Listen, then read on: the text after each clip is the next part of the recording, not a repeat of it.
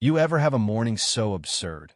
You start to wonder if you're actually on some kind of hidden camera show, just waiting for the host to jump out and tell you, "Congratulations, you've won a new trash can and a lifetime supply of headaches." That was me, 3 weeks running. And every time, it was my neighbor, Bethany Thornfield, HOA president, barreling her Lexus into my garbage, like she was late for a demolition derby, and my driveway was the main event. I'm talking carnage, folks. Picture coffee grounds sprayed up the street like a caffeinated Jackson Pollock, banana peels strung across my mailbox like the saddest party you've ever seen, and the unmistakable stench of garbage mixed with burning oil. Real bouquet, do Willowbrook. And just when you think it can't get worse, you hear the low chuckle of Mrs. Cecilia from behind her fence, like the witch in a fairy tale who gets off on your misery. Let me back up. My name's Lucian Delroy. I'm 42, a union electrician, and 2 years ago, I thought moving into Willowbrook Estates with my daughter Savannah was going to be our fresh start, the kind of safe, boring place that's good for a kid reeling from her mom's death. I pictured block parties, lemonade stands, maybe the odd squabble about lawn height. I did not count on Bethany. Bethany Thornfield is the human equivalent of a smoke alarm with a dead battery. Loud, shrill, relentless, and always going off when you least want it. 8 years as HOA president, and she runs this place like a petty kingdom. Perfect silver helmet hair, cardigans that probably cost more than my work truck, and a white Lexus polished so bright you could do surgery on it. The heels, too. Always with those damn heels, clicking up the street like a warning shot. Brace yourself, trouble's coming. It all started 3 weeks after we moved in. I put the black bin exactly where the rules say. Dropped Savannah at school. Thought I was finally nailing this single dad thing, until I came home to what looked like a garbage grenade had gone off in my driveway.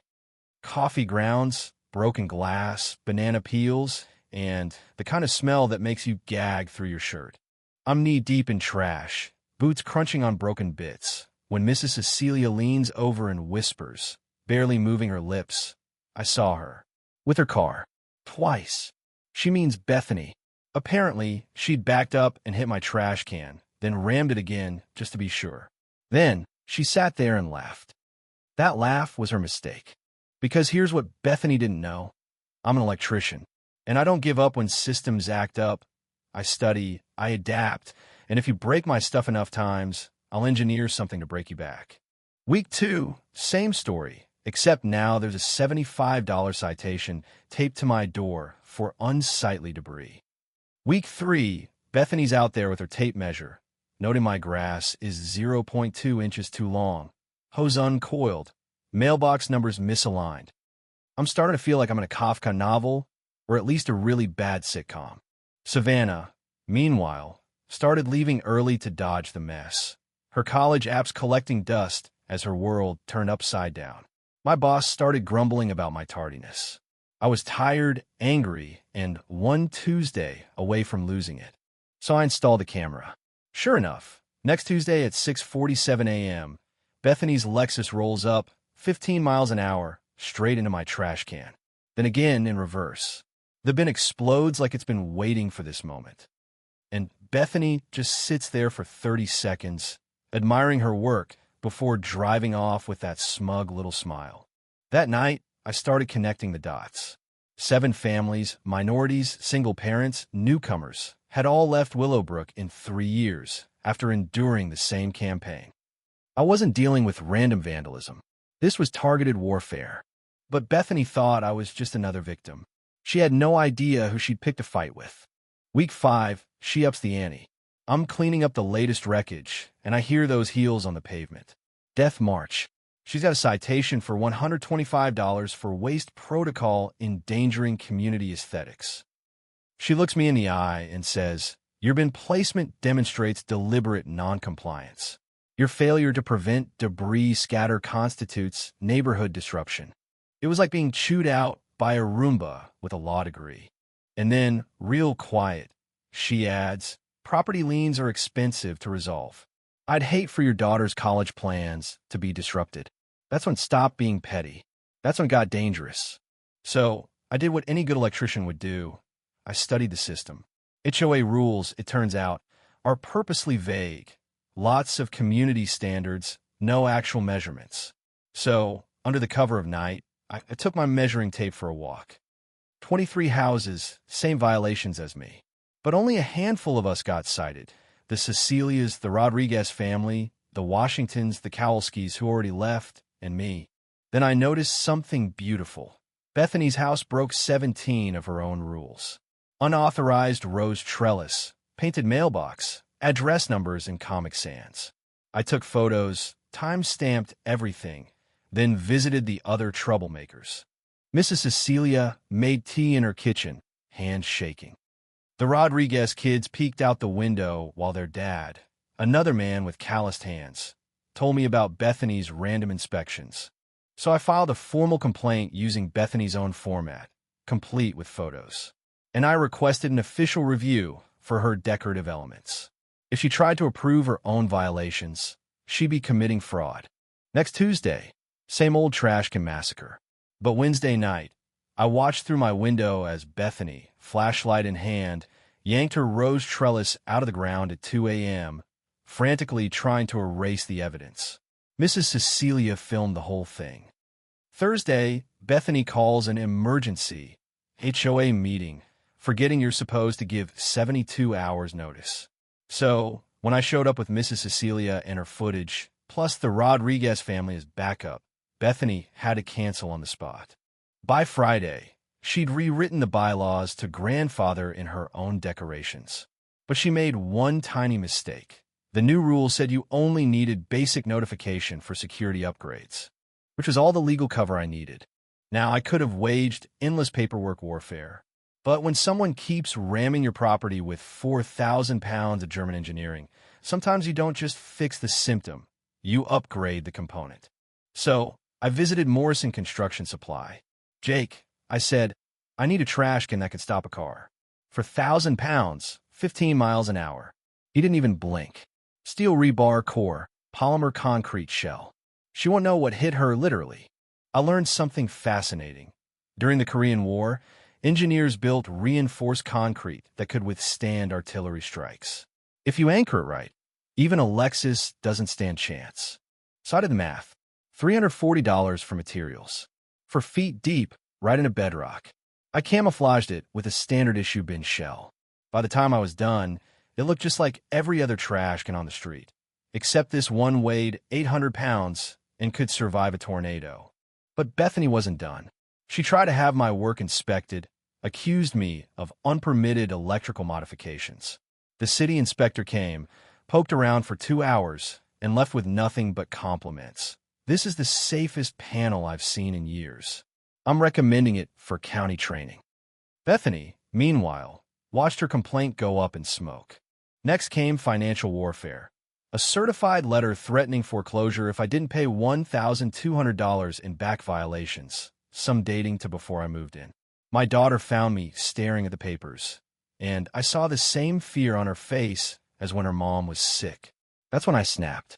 That Friday, I started digging. Mrs. Cecilia and the Rodriguez family showed up, documents in hand. Bethany had sent identical threats to everyone who'd stood by me. She was sloppy, too.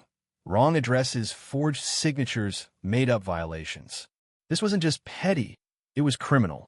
We met in my garage. Mr. Washington, a veteran, shook with rage. 30 years I fought for this country. Now, some suburban dictator thinks she can steal our home through paperwork. No, sir. Not on my watch. That weekend, I poured concrete. For feet deep. Steel welded into a grid that could survive an earthquake. When it's set, I slipped the plastic shell over the top and filled it with a week's worth of perfectly legal garbage. And Tuesday morning, at 6:47 a.m., we waited. Bethany rounded the corner, right on schedule. Her Lexus lined up with my new installation, and bam, she hit it dead on. The sound was unholy. Metal shrieked, glass exploded, coolant geysered out the front.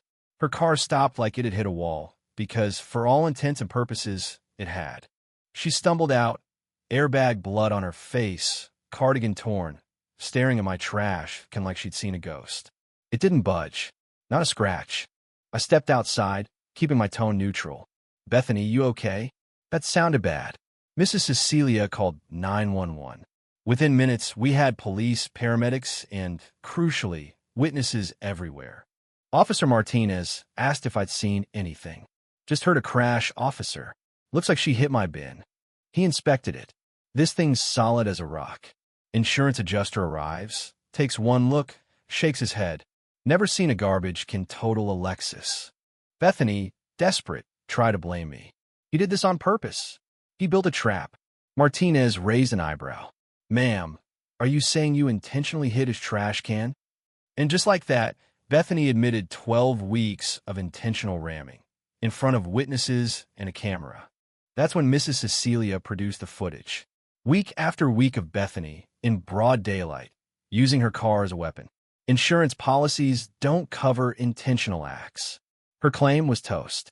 Bethany tried to rally, threatening lawsuits, calling code enforcement, but now neighbors were united. The Washingtons, Rodriguez's, Cecilias, we pooled evidence. Years of harassment, discrimination, fraudulent charges. My garage became the war room. Mrs. Cecilia's paralegal background was gold.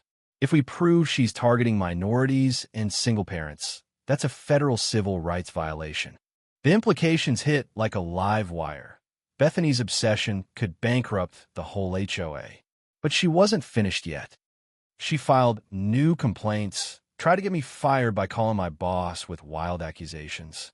The city inspector came again, left shaking his head, even more impressed. Then came her Hail Mary, an emergency assessment, $2 for 100 per family, due in 72 hours to cover legal and infrastructure costs. She forged signatures, skipped voting requirements. But Maria Rodriguez dug into the accounts and found Bethany herself was behind on her dues by 8 months. She'd embezzled HOA funds to pay her legal fees. She was stealing from everyone to fund her own meltdown. We called a community meeting. This time, the whole neighborhood turned up.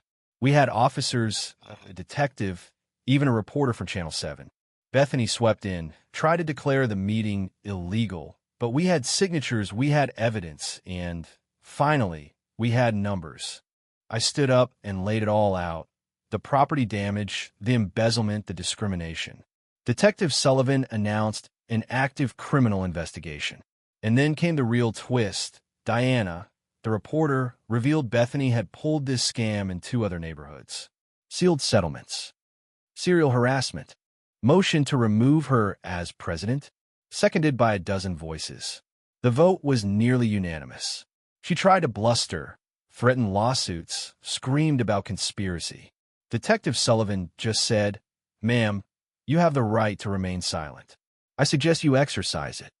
And with the click of handcuffs, 3 years of terror ended. It's been 2 years. My daughter is thriving in college, on a full ride. Her essay about neighborhood democracy won a state scholarship. Our HOA meetings are potlucks now. The trash can? Still there, decorated with flowers, home base for the neighborhood kids' games. Bethany did time for embezzlement and harassment. Her Lexus was a total loss. The insurance never paid a cent. Last I heard, she was living in a rented studio, driving a Honda with duct tape on the bumper. The real lesson? The strongman act only works if no one fights back. You turn your weakest point, the thing they keep attacking, into your strongest. I built something she couldn't break, and it changed everything. Funny thing, my little engineering project caught on. Now, Morrison Construction Supply sells a Delroy model reinforced bin. Neighborhoods from 3 counties are using it to stand up to bullies. We even host an annual festival.